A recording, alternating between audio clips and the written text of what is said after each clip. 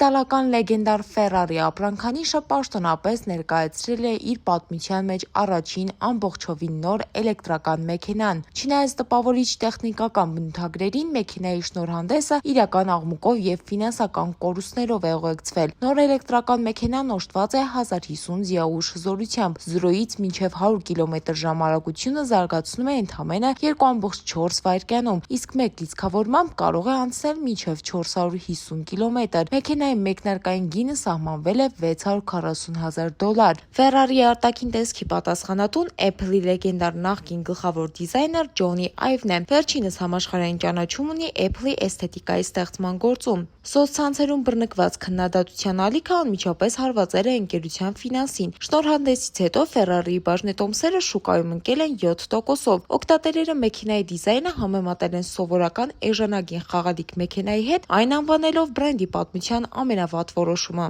Բաժանորդագրվեք մեր ալիքին։